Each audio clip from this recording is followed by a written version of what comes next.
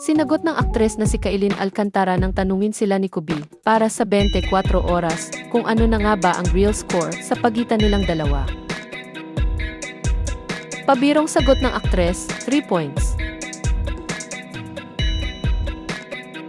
Sinabi naman ni Kailin sa panayam sa kanya ni Lars Santiago sa 24 oras na hindi niya responsibilidad ang mag-explain, mag-confirm o mag-deny tungkol sa real score sa pagitan nila ni Kubi. Anya, ako naman po, ang laging sagot ko dyan is what you see is what you get. Again, sinabi ko naman po before, it's not my responsibility to explain or confirm or deny anything. Ngunit sinabi ni Kubi sa naturang panayam na gusto niyang sagutin ang tanong tungkol sa real score sa pagitan nilang dalawa ni Kailin. Ayon pa sa basketballista, mayroon siyang famous quote para doon. Anya, ako po, sasagot po ako. Meron akong famous quote on that, eh. So we're just friends.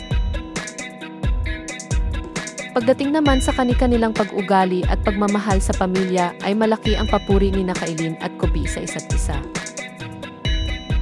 Kaya naman tinanong ang dalawa kung ano ang nagustuhan nila sa pisikal na kaanyuan ng bawat isa. Mata ang nagustuhan ni Kubi kay Kailin, habang ang ngiti naman ang nagustuhan ng aktres sa basketballista. Sa ulat ng 24 oras ay magkasama kamakailan sina Kailin at Kubi sa isang beach trip sa Infanta, Quezon at kasama nila ang mga magulang at ibang miyembro ng pamilya ng aktres para makabonding sila, na ikinasaya naman ng basketballista. Ayon kay Kubi, masaya sila dahil kasama nila ang mga magulang ng aktres, kaya nagkaroon siya ng pagkakataong makabonding sila. Inamin din ng basketballista na masasabi niyang espesyal ang bakasyon nila ng aktres.